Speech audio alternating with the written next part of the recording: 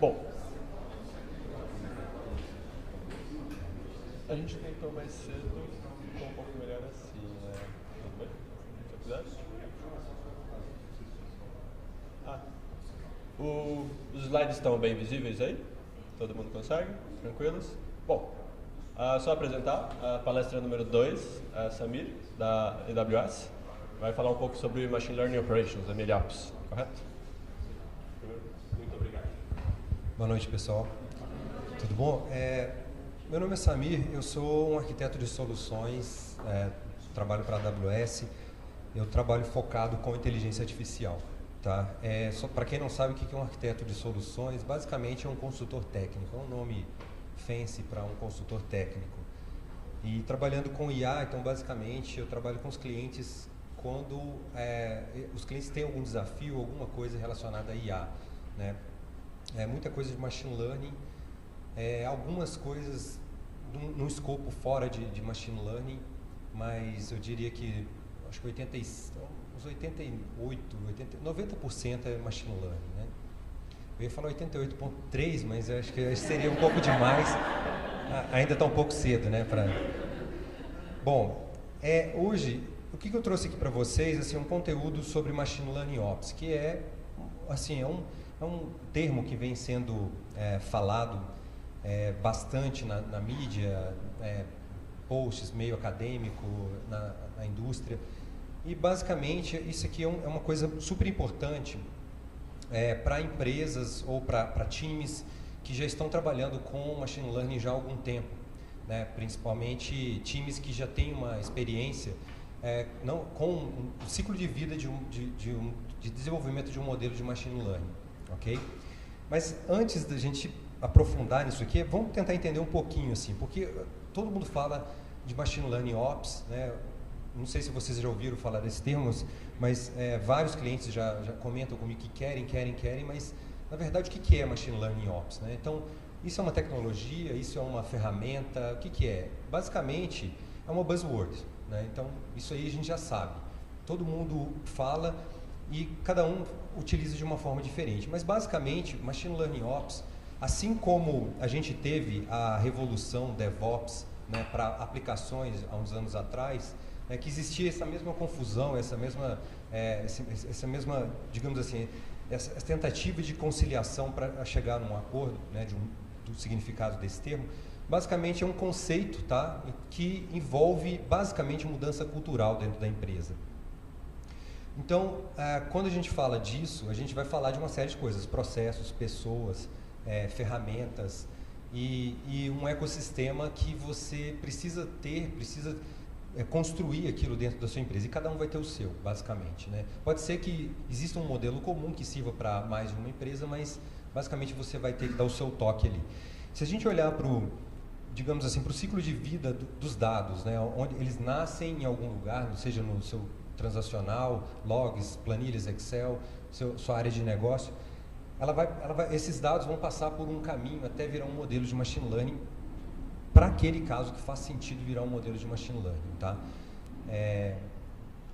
Uma coisa que foi importante, né, que foi discutida aqui mais cedo na primeira palestra, é assim: eu devo usar machine learning ou deep learning de cara? Né? A resposta é não. Assim, existe um princípio que eu vou falar um pouquinho depois, mas a gente usa ferramentas, a ferramenta certa para a coisa certa. Se você pode usar uma ferramenta simples para resolver um problema, um algoritmo simples, com regras if else, com a sua linguagem de programação preferida, segue por esse caminho que é o melhor caminho.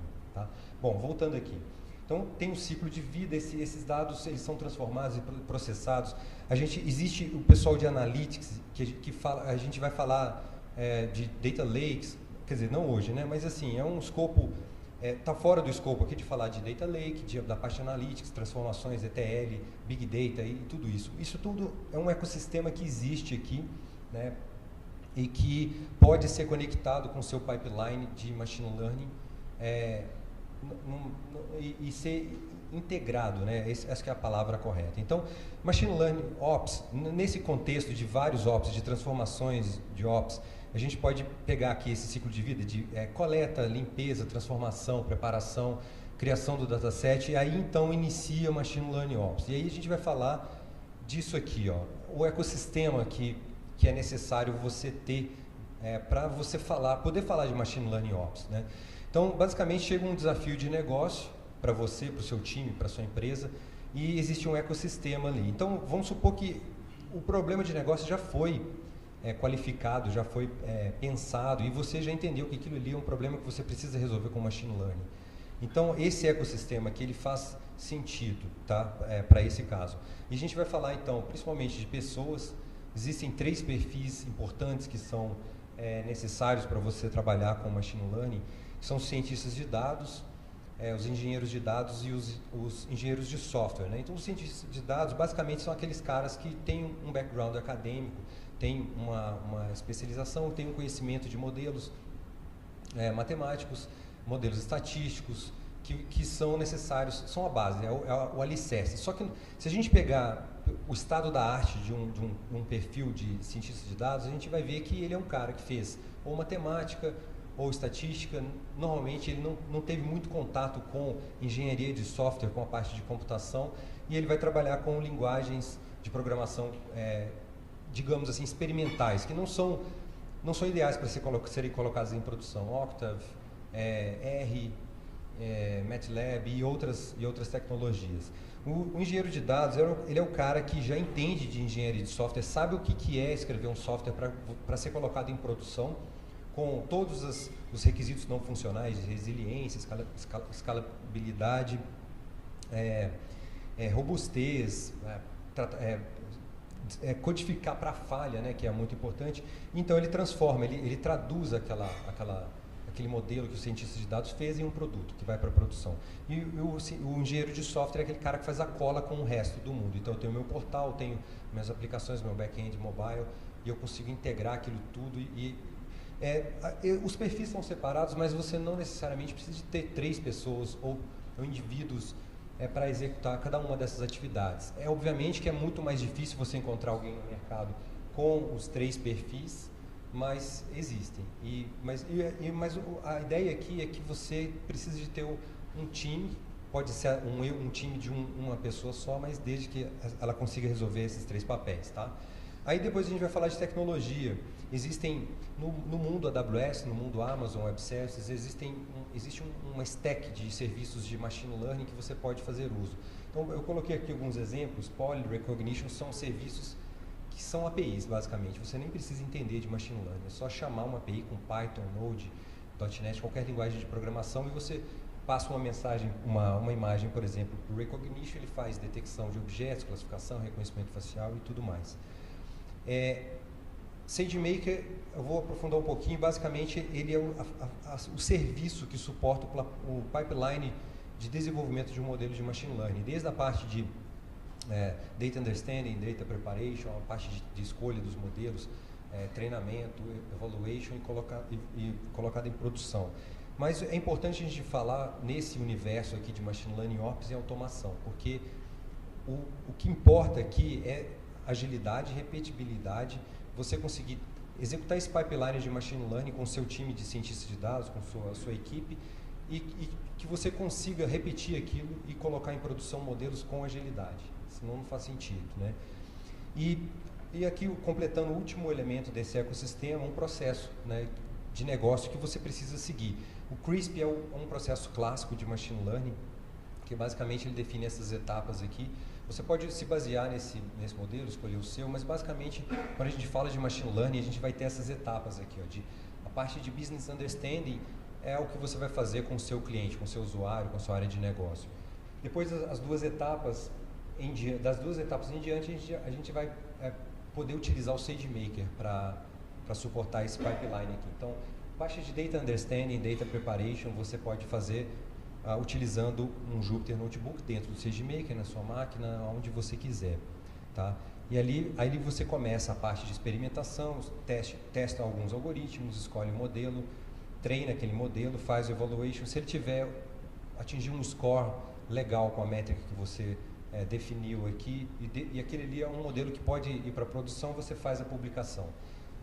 Aí quando você publica isso em produção, aí você vai, na perspectiva de quem corre um negócio, de quem conduz o negócio, ele não quer se preocupar com picos de usuários, com falhas e com uma série de coisas. Então, aqui existe também a importância de você ter uma infraestrutura, uma parte de automação para suportar aquele modelo. Tá? Deixa eu mostrar aqui. Eu gosto de mostrar o SageMaker direto na console dele. Para quem nunca viu o console da AWS, isso aqui que é quando você cria uma conta e loga, você cai numa tela assim. Aqui estão todos os serviços disponíveis até o momento. Você seleciona aqui SageMaker e você cai nessa interface aqui, ó.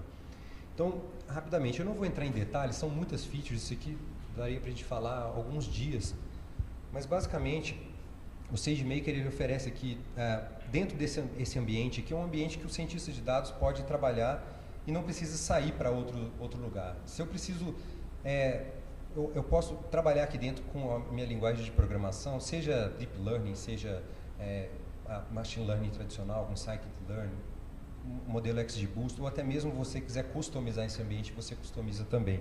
O SageMaker, a parte interessante dele é que ele é todo baseado em containers. Então, existem o time do produto desenvolveu um conjunto de algoritmos built-in, que são algoritmos já prontos para classificação de imagem, detecção de objetos, treinamento de um word embedding em GPUs com várias máquinas, e eles já disponibilizaram esses containers Docker para que a gente utilize. E você também pode desenvolver o seu e entregar para o SageMaker e falar assim, olha, treine esse modelo aqui para mim com a infraestrutura, né, que você vai provisionar para mim. Toda a parte de infraestrutura é provisionada pelo serviço. Então, quando você fala assim, agora treine, inicie um job, você só precisa informar onde que está o seu dataset, qual é o algoritmo que você está utilizando, indicando qual é o container que tem aquele algoritmo, e a família, né, da instância. Né?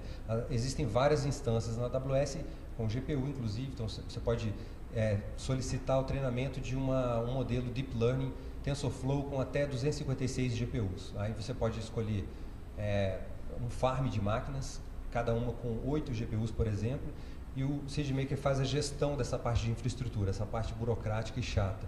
Isso dá liberdade para o seu time trabalhar focar no negócio, né? Então, e todo o pipeline é focado em cima disso. Então, quando eu crio um ambiente que é a UI, né, a porta de entrada, o Jupyter Notebook, existe uma Notebook Instance, que é uma instância que vai ficar ali rodando, suportando esse ambiente aqui. Então, por exemplo, esse aqui é uma Notebook Instance com o Jupyter Open Source, só que gerenciado ali, pronto. Inclusive, você pode trabalhar com Jupyter Lab, se você quiser. Aqui você consegue montar um cluster, trabalhar com vários times, várias equipes segregadas. Daqui de dentro mesmo do Jupyter você não precisa sair mais, assim, do tipo, você importa uma biblioteca aqui, o SageMaker ele opera toda a infraestrutura através dali. Então você faz uma chamada de um job através de uma chamada de API. Você faz um evaluation através de uma chamada de API. Você publica aquele modelo, expõe aquele modelo que você acabou de treinar como um endpoint, um web service para real-time prediction, chama via API. Não preciso de meu endpoint, de meu modelo fazer real-time, eu quero só batch. Então você não sobe essa infraestrutura, cria um batch transform job, coloca os seus dados no S3, que é um storage de objetos, né? Ele vai armazenar ali, vamos supor que o seu dataset está em CSV. Armazena ali a entrada, manda ele fazer um batch prediction, ele faz todas as predictions na infraestrutura, salva num outro arquivo para você. E destrói a infraestrutura logo na sequência.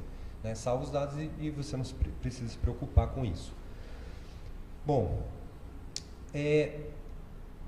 eu vou acelerar aqui um pouquinho, porque assim, o foco não é falar do SageMaker em si. O SageMaker é só um pedaço dessa topologia, desse ecossistema. Então, basicamente, o SageMaker ele mapeia esse processo de negócio aqui e te dá liberdade para o seu time, para você conseguir focar no seu business e ignorar toda a parte burocrática e chata. Segurança, escalabilidade e tudo mais. Beleza?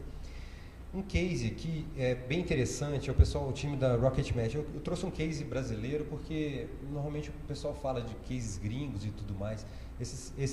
Essa empresa é uma empresa que começou em Belo Horizonte.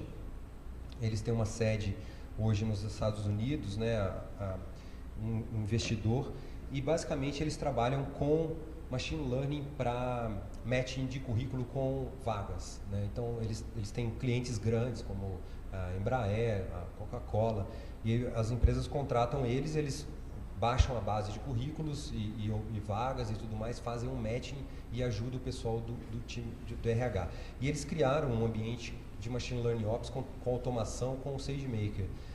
Na AWS é importante dizer, assim, nos serviços, que tudo é chamada de API. Então, se você escreve um código, você pode criar um data center do zero, que é o chamado infraestrutura como código. Então, isso dá a liberdade de você customizar e criar um ambiente do jeito que você precisar. Tá?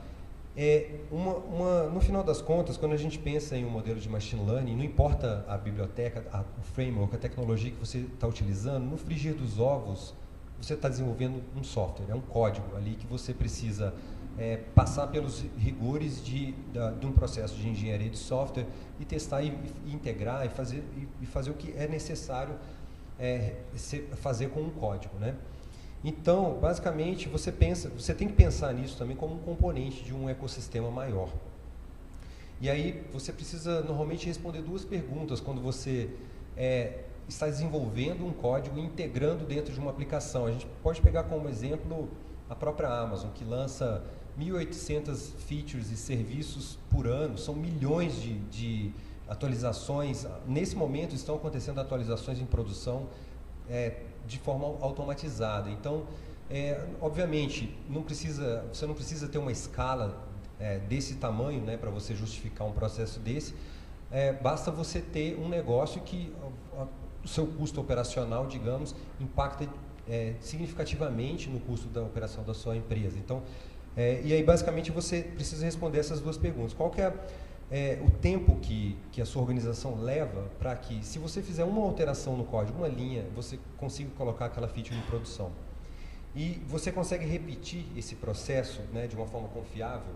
Se a sua resposta for não, então provavelmente, e aí pensando em machine learning, provavelmente se você já tem uma vivência, já tem uma experiência, o que é importante ressaltar também, porque Machine Learning Ops não é para... Eu estou começando a trabalhar com Machine Learning, já começar com Machine Learning Ops. Não, isso já é uma coisa avançada. Mas é importante você ter em mente esse tipo de coisa quando se trabalha com Machine Learning, porque você já consegue vislumbrar onde que você quer chegar, né? E então aí a gente começa a fazer alguns questionamentos clássicos, né? As três forças, né? Que são clássicas para qualquer pipeline de desenvolvimento de um software. O time de negócio te pede para você desenvolver alguma coisa. O time de desenvolvimento é pressionado para desenvolver aquilo rápido e com qualidade. O time de operações é pressionado para manter aquilo ali com estabilidade. Isso aqui é uma briga constante e DevOps vem justamente para tentar eliminar esse gap, né? Veio, né, para isso, para diminuir esse gap entre o time de desenvolvimento e o time de operações, que sempre foi uma briga, sempre foi uma constante rivalidade. E com a automação, com uma série de processos automatizados, principalmente processos manuais, você consegue minimizar esses impactos.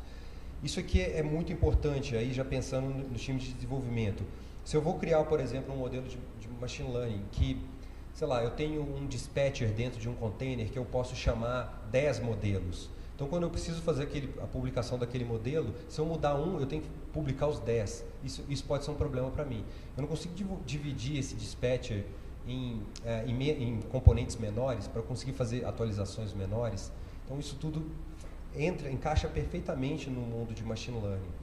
E aí a gente vai ter essa analogia aqui. Então, a parte de source é você desenvolvendo seu código em Python, seja TensorFlow, PyTorch, Keras, não importa. Ou até mesmo em C++, em Darknet, quem gosta de se aventurar em alguns frameworks mais esotéricos, né, não tem problema. Você desenvolve ali seu código, compila. Aí no caso aqui, a analogia, né, você treina o seu modelo, você faz otimizações de hiperparâmetro automático, manual, de preferência automático, realiza a parte de evaluation no seu modelo, até que você chega ao ponto de você publicar. Publica num ambiente...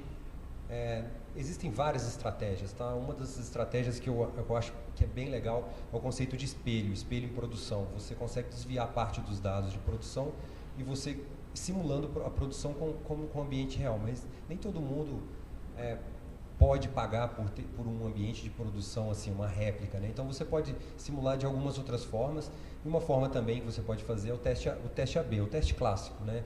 Você desvia um percentual das requisições que chegam para o seu modelo, para esse modelo novo, 2 modelos rodando em paralelo, e analisa, coleta as informações, monitora, verifica a performance daquele modelo. Se estiver indo bem, você vai aumentando esse percentual. Se estiver indo mal, você diminui, encerra esse modelo, repete o ciclo CRISP de novo até você alcançar um modelo um pouco melhor. Deu tudo certo, vira 100%, destrói o modelo antigo e continua trabalhando com o modelo novo e vai rodar a próxima iteração para tentar melhorar mais ainda aquele modelo em produção.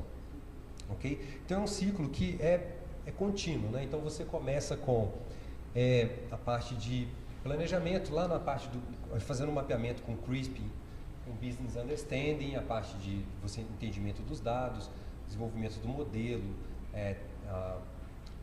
o treinamento do modelo, teste, publicação, o deploy dele nos ambientes, seguindo o seu pipeline. Por isso que eu falei que depende muito da cultura, de como que a sua empresa trabalha. Às vezes aqui você tem um pipeline que tem, sei lá, 4 ambientes, tá? Você joga em homologação, alguém vai testar aquilo, algum processo automatizado, testa, reporta e até que você integra. E essa parte aqui, para um modelo de machine learning, é assim, importantíssimo. É mais do que para uma aplicação tradicional, porque é aqui que você vai saber se seu modelo está performando bem em produção, se ele está degradando, e aqui, a partir daqui, você tira aqui uma integração com o seu data lake e aqui você cria um novo dataset para você retreinar seu modelo constantemente.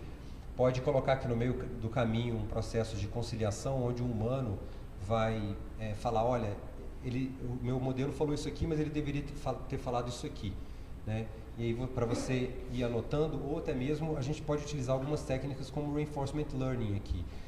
Por exemplo, você cria uma função de reward baseado num processo já conhecido e você pune ou bonifica aquele prediction ou aquela tentativa de prediction aqui baseado nessa função de reward. E você já tem um dataset pré-anotado e pré-preparado aqui para você recomeçar esse processo aqui novamente, né?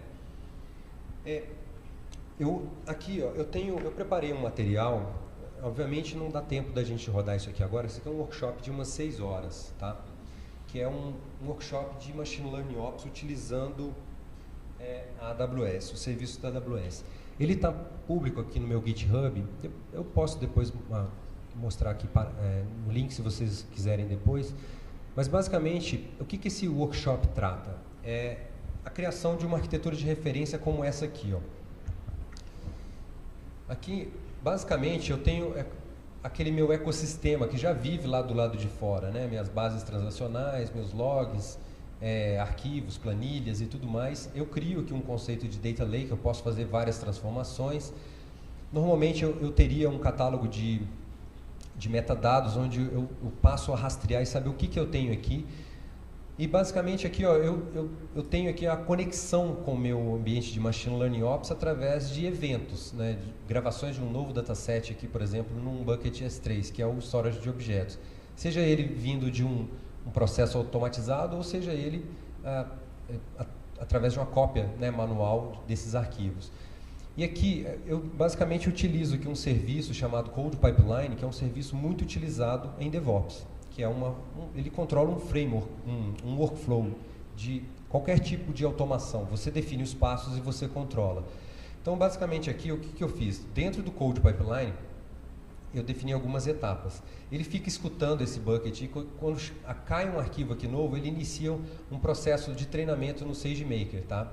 Aqui o SageMaker vai ler o dataset que foi armazenado aqui, vai treinar um novo modelo e ele vai ficar nesse ciclo aqui com um monitoramento e tal. Terminou o treinamento, ele volta aqui para o pipeline e fala assim, ok, terminei.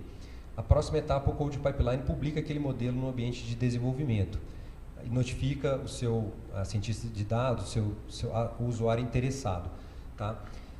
E aqui ele para numa etapa de aprovação manual. E aqui você pode depois decidir se aquele modelo está ok para você, você pode autorizar e aí você inicia o Code Pipeline inicia a publicação de um endpoint em produção.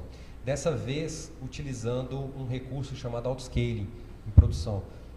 Autoscaling é um recurso que você consegue definir assim, uma métrica e uma quantidade mínima e máxima de máquinas que vão suportar aquele modelo. Então, não importa a quantidade de requisições que estejam chegando, se você dimensionou bem aquele autoscaling, ele vai colocando mais máquinas ou tirando as máquinas para que você não tenha problema com a realização da prediction, de integração aqui com a sua aplicação. Tá? Então, normalmente você define 2 máquinas como mínimo para você ter alta disponibilidade e um failover aqui. E depois você vai crescendo. A métrica padrão aqui é predictions per instance, quantas requests de prediction chegam para o seu modelo por segundo aqui. Tá bom? Como que você chega nesse ponto aqui? Ó? Lembra que eu falei que o SageMaker ele trabalha com containers? Então, se você estiver trabalhando com um algoritmo built-in, ou um algoritmo que o próprio time do SageMaker disponibilizou para você, é isso aqui, você define aqui qual algoritmo, qual container que você quer utilizar. Se você quiser construir o seu próprio, você roda esse outro pipeline aqui, tá? Que é um pipeline que você vai construir utilizando Dockerfile, você vai construir um container e publicar num repositório de imagens Docker. E essa imagem aqui vai ser utilizada nesse pipeline aqui normalmente, tá? Então, quando a gente olha aqui, dá uma olhada, por exemplo, nos exercícios desse workshop, eu tenho aqui o primeiro warm-up aqui com o SageMaker, então basicamente utilizando um dataset clássico, um Hello World, a ideia aqui é testar a mecânica, não a qualidade do modelo, e basicamente a gente treina aqui com o Iris um XGBoost, que é um algoritmo built-in aqui no SageMaker, é a mesma implementação de XGBoost Open Source, só que otimizada para a ferramenta. Então aqui eu faço algumas análises no dataset utilizando Python puro, tá, com pandas, e faço algumas análises para saber qual é a melhor estratégia. Mas o que importa aqui é isso aqui, ó. Aqui que já é código SageMaker, tá? É aqui que eu importo aqui, ó, a biblioteca SageMaker, faço o upload do dataset para o S3, para o bucket, e aqui que eu informo o container que eu quero utilizar. E eu crio um estimator no SageMaker, e aqui onde eu defino a máquina, a quantidade de máquinas, né? Nesse caso que eu estou usando uma máquina simples, uma só, eu poderia falar assim, ó, treine esse modelo com um cluster de 10 máquinas, ele já cria para você a infraestrutura e já distribui o código, o dataset para você também, tá? Seto meus hiperparâmetros e chama a função fit, tá? Aqui ele já inicia um job assíncrono lá no SageMaker. Depois eu só chamar o deploy que ele gera um endpoint para mim. E aqui para baixo tem a parte de otimização de hiperparâmetros, que é uma feature do SageMaker. Se você não quer fazer a otimização de hiperparâmetro manualmente, isso aqui é uma estratégia interessante. Ele utiliza uma combinação de otimização bayesiana com reinforcement learning para treinar um metamodelo. Então, não sei se vocês conhecem essas estratégias de otimização de hiperparâmetro. A mais comum é a grid search, né, que basicamente você cria combinações de valores para os seus hiperparâmetros que você quer otimizar, e depois você treina em todas aquelas possibilidades e depois seleciona a melhor, baseada na métrica. Essa não é uma estratégia muito inteligente por causa de tempo, custo, uma série de problemas.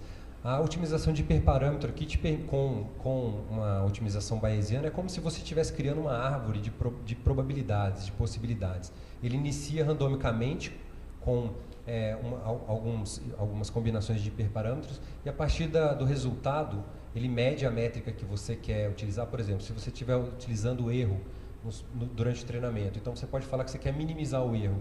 Com base nisso, ele aprende, né, utilizando Reinforcement Learning, existe uma punição ali se aquela combinação de hiperparâmetros levou o seu modelo para um score pior. Pune aquilo ali como se ele estivesse cortando aquela árvore ali, aquele branch na árvore, e continua pelo caminho que está dando o melhor resultado. Então, com isso você consegue reduzir o tempo e custo, né? Porque cada job desse ali leva um tempo para processar. Tá bom? Bom, essa aqui é uma feature interessante. Agora, em relação à parte os exercícios, né, que correspondem àqueles 2 pipelines que eu mostrei para vocês. Vocês podem fazer ele também. Então, basicamente, esse pipeline aqui, a construção de um container customizado, está aqui. Então, eu crio um Dockerfile que é baseado numa imagem Python 3 e aqui eu utilizo o scikit-learn, tá vendo? Para treinar basicamente um dispatcher que recebe que pode ter 2 algoritmos aqui dentro, tá? 2 modelos. Eu treino um modelo com regressão logística e um outro com random forest. E através de um parâmetro aqui, na requisição do meu modelo, eu falo qual dos modelos que eu quero utilizar. Isso é só um exercício só para você conseguir entender aqui o que acontece por baixo dos panos. E de novo, essa aqui é uma arquitetura de referência, né? Uma arquitetura que pode servir de base para você construir seu próprio ambiente. Se você já tiver, por exemplo, um repositório on-premises dentro da sua empresa, você integra com Code Pipeline sem problema. Se você quer fazer algum outro tipo de teste em uma dessas etapas aqui, é possível, é bem flexível. Uma coisa que eu acho super interessante aqui é a integração com recursos, como um app ou um instant message que você utiliza. Você pode plugar aqui as APIs dos seus instant messages para informar que um novo modelo foi publicado no ambiente de desenvolvimento, pode ir lá e testa lá. Ou durante o treinamento você pode ficar acompanhando as métricas, né? Obviamente você precisa desenvolver esse tipo de automação, as métricas estão disponíveis ali dentro do ambiente, você extrai e você consegue verificar, olha, eu estou utilizando a Curácia, por exemplo, para treinar uma classificação de imagem. Como é que está o meu score de validação versus o meu score de treinamento? Está melhorando, está piorando? Se estiver ruim, eu já posso alertar aqui e te notificar. E aí o que você faz? Cancela aquilo ali, né? Para de gastar dinheiro com aquilo ali. Ajusta o que tem que ser ajustado, mexe nos hiperparâmetros, talvez na topologia da sua rede, inicia o treinamento de novo. Então, com isso aqui, você tem uma possibilidade grande, né, de criar o seu próprio ambiente, criar a sua própria automação, de acordo com a forma com que você trabalha, tá, dentro da sua organização. Isso aqui que eu acho que é o mais importante de tudo. E tem a ver com aquilo de usar Deep Learning ou não para resolver todos os problemas. Eu não sei se vocês têm idade para conhecer isso aqui, mas isso aqui é do Chaves. Esse aqui é um personagem, é o Jaimito, el carteiro. Basicamente ele é um carteiro preguiçoso. Ele chega na vila do Chaves, de bicicleta com a mala de cartas, põe no canto e vai comer sanduíche de presunto. Não entrega as cartas. Aí se você quiser uma carta, sem falar com ele. Aí ele vai te falar, não, procura aí, pega aí. Por quê? Porque ele quer evitar a fadiga a qualquer custo, a todo momento. Por que isso é importante, evitar a fadiga? É aquilo que a gente estava conversando, ir pelo caminho mais simples. Não existe mérito nenhum gastar um mês para desenvolver um modelo em Deep Learning, uma rede com 200 camadas, gastar $10 mil de treinamento numa Tesla Volta 100, para chegar no final, depois você falar assim, olha, eu poderia ter resolvido isso aqui com 10 minutos, esse algoritmo aqui, uma máquina de regras simples, né? Então, se aquilo ali está... Você tem que ter seu Spider Sense, né, disparando aquilo ali, ó, será que eu estou evitando a fadiga ou não? Se o caminho está muito difícil, provavelmente você não está. E se você pode...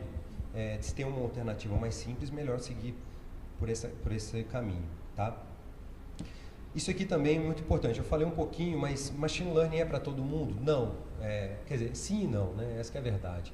Depende do momento que você está. Se você, de novo, se você já tem um time que já está num nível de maturidade um pouco mais alto, mas ainda está sofrendo, por exemplo, com... eu subo um Jupyter na minha máquina, mas eu começo a treinar um modelo, ele crasha, perco tudo.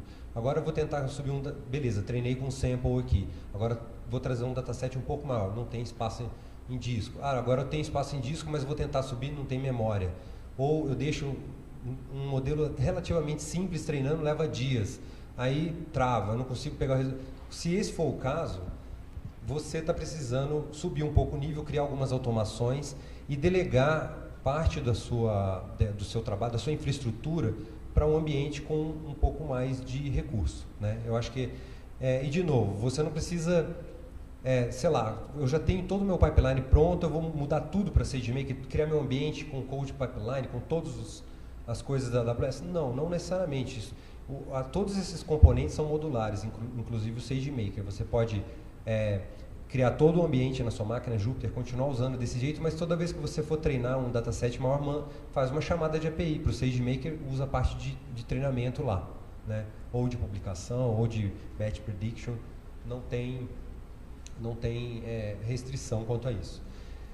Isso aqui também é muito importante, não necessariamente os cientistas de dados, porque normalmente eles não vão, como eu disse, eles não vão ter esse conhecimento de engenharia de software avançado para chegar, né, a essa conclusão, mas o time que trabalha com os seus cientistas de dados já deve estar trabalhando com automação de alguma maneira, principalmente se vocês já estão trabalhando com nuvem, né, a parte de automação chamadas de API. Então isso aqui é importante para você entender como que esse ambiente funciona e qual a importância dele, né?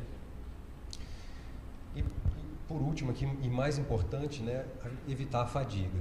Se você pode evitar a fadiga, é isso aí.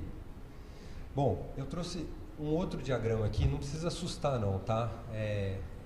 Esse diagrama aqui é basicamente um diagrama que a gente vem trabalhando com alguns clientes, tá? Onde que está o Machine Learning Ops nesse diagrama? Dentro dessa caixinha aqui, ó. Sabe aquele pipeline todo que eu mostrei para vocês? Está aqui dentro. Por quê? Isso aqui é como se fosse uma Inception, né? Há uma coisa dentro da outra, dentro da outra, dentro da outra. E sempre existe um ecossistema muito maior do que a gente imagina. É igual o processo que vive dentro de um container. O processo olha para cima, olha para os lados, ele acha, ó, eu estou aqui numa máquina com uma CPU, 1 GB de memória, todo restrito. Só que existe um universo do lado de fora, né? O host com GPU, com 32 CPUs. Então, basicamente é isso. Então, onde que o Machine Learning Ops se encaixa num processo onde eu tenho um ecossistema muito maior, onde, por exemplo, eu tenho aqui toda a parte da ingestão dos meus dados. Aqui eu tenho meu Data Lake. Eu tenho uma área aqui para o catálogo de modelos, onde faço a governança de todos os dados que entram e saem do meu Data Lake. Dentro do meu Data Lake eu tenho meus dados crus, meus dados estruturados, não estruturados, meus dados processados de forma intermediária, meus datasets. E basicamente eu também tenho a ingestão dos meus dados vindas do transacional do meu portal. Então aqui eu tenho meus usuários utilizando minha aplicação, clicando. Vamos supor que eu estou falando de uma aplicação de uma plataforma de retail, né? Então aqui eu faço uma pesquisa, tenho uma lista de produtos, tenho minhas recomendações baseadas nos dados que são coletados aqui, o streaming de dados aqui do comportamento do meu usuário que entra por esse fluxo. Mas basicamente o que isso aqui quer dizer é o seguinte: eu tenho meu ciclo de vida do modelo de machine learning trabalhado pelo meus cientistas de dados, engenheiros de dados aqui dentro do Machine Learning Ops, que é disparado por eventos que acontecem aqui do lado de fora. E com isso aqui eu consigo ter também uma centralização. Por exemplo, eu tenho vários... o pipeline de transformação dos dados, de preparação de um dataset, ele inclui a parte de feature engineering, que é basicamente transformação de dados, né? Composição de novos dados, normalização, uma série de operações em cima daqueles dados. Quando você treina o modelo, você treina aquele modelo com os dados transformados, não com o dado original. E quando o seu dado chega aqui do transacional, ele vem cru, ele vem de forma original. Você precisa aplicar aquele pipeline de transformação de novo antes de fazer o prediction, seja ele em real time ou em batch. Então você tem que manter aquele pipeline. Se você precisa escrever ele mais de uma vez, tem alguma coisa errada. Você não está evitando a fadiga. Então com isso aqui você consegue pegar, por exemplo, o processo criativo dos seus cientistas de dados que já desenvolveram aquele pipeline de transformação, seja em Spark, seja em Scikit-learn, em Python puro, e você reutiliza aqui durante a ingestão e também você consegue fazer, por exemplo, a parte de lookup. Durante esse processo de transformação, às vezes você precisa armazenar variáveis em cache para você ter aquilo mais rápido. Então, essa aqui que é mais ou menos a ideia de um ecossistema como esse. De novo, não precisa ficar preocupado com isso aqui não, mas isso aqui é algo que, se você identifica que você quer chegar a um nível de automação, um nível de eficiência dos processos e tudo que acontece dentro da sua empresa ao redor do seu modelo de machine learning, do seu ciclo de vida, então provavelmente esse aqui que é o caminho que você vai querer percorrer, tá? E de novo, mais uma arquitetura de referência, tá? Isso não está escrito em pedra. Isso aqui você utiliza porque é o que a gente vê como boas práticas que vários clientes vêm utilizando, tá bom? E aqui só um resuminho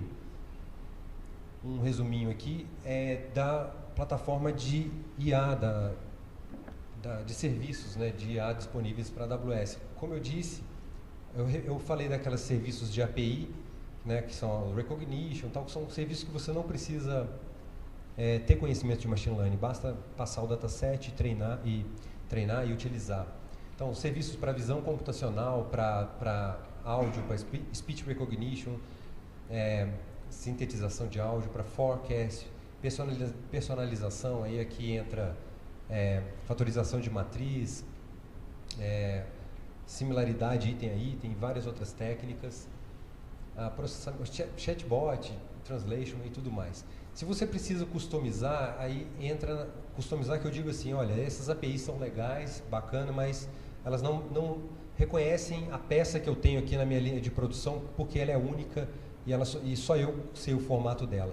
Vou para as plataformas. Aqui eu utilizo serviços de plataforma que são basicamente mecanismos que já facilitam a sua vida, gerenciando toda a infraestrutura, a parte burocrática para você. SageMaker está aqui, tá? Em amarelo são as features que foram lançadas, features e serviços lançados no último reInvent, no ano passado. E se eu quero fazer tudo na mão, criar meu laboratório, eu vou para essa última camada aqui, que são imagens de máquinas de Linux, né? Seja Ubuntu ou Amazon Linux, com um conjunto de frameworks e bibliotecas já pré-instalados, otimizados para você pegar e utilizar. Então, se você quiser criar seu próprio ambiente, é esse aqui o caminho. Só chamar atenção para algumas coisas aqui, ó. Ground Truth é uma ferramenta de crowdsourcing que você pode utilizar que fica dentro do SageMaker, você pode utilizar para anotar seu dataset, seja ele com um time interno ou contratando pessoas ao redor do mundo para anotar seu dataset. Você coloca os exemplos e você paga alguns centavos de dólar por dados anotados, e aí você tem aquele seu dado anotado, seu dataset pronto ali, tá?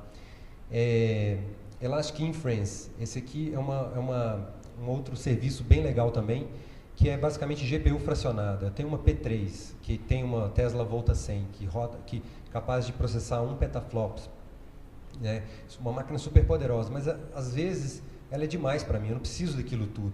Eu posso utilizar o Elastic Inference, que são fatias dessa máquina, então fatias menores que você anexa aquela GPU, né, elástica, a uma instância comum, uma instância de propósito geral, por exemplo. E aí o sistema operacional e o seu código passa a enxergar aquela GPU, aquela fatia ali como uma GPU física ali na máquina, né? Isso que é bem interessante. E o Inferent é um chip que vai ser lançado esse ano, específico para machine learning, processamento de machine learning, para reduzir ainda mais o custo, se comparado com as GPUs. Tá bom? É isso, pessoal. Acho que um resumo aqui, um assunto bem extenso, mas acho que um resumo, acho que é isso aí.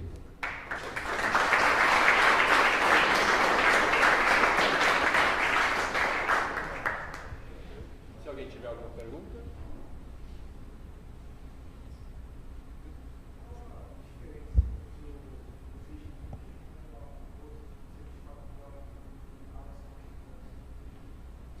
Tá, a pergunta foi: qual a diferença entre o SageMaker e outros serviços de plataforma como o Amazon Machine Learning? O Amazon Machine Learning é um serviço um pouco mais antigo que veio da Amazon.com.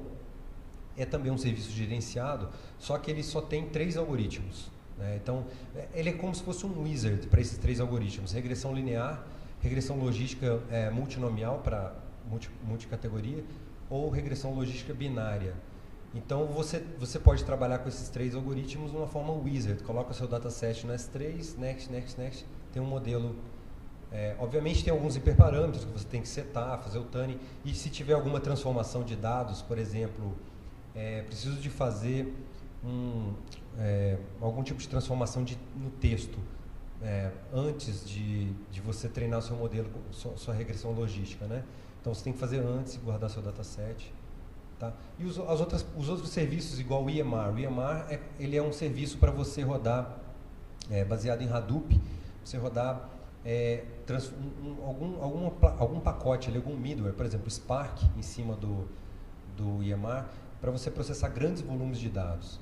Inclusive suporta Spark ML. Eu comentei que do SageMaker, o cientista de dados poderia ficar ali dentro do Jupyter Notebook operando todo o ambiente de Machine Learning, inclusive Big Data. Você pode ter, por exemplo, vamos supor que você tem alguns terabytes de dados no seu Data Lake e o seu cientista de dados precisa acessar aqueles dados, transformar, gerar um dataset parcial. Você pode, de dentro do Jupyter, no SageMaker, disparar um processo no EMR, ele faz a transformação para você, grava o S3 e você continua trabalhando ali dentro do Jupyter, né, carrega aquilo. Mais uma pergunta?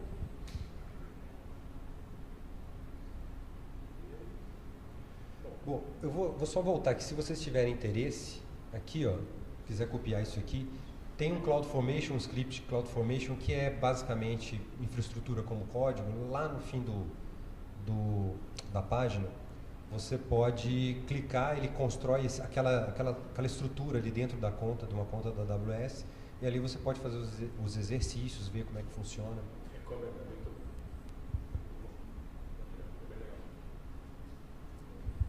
Beleza, obrigado, pessoal.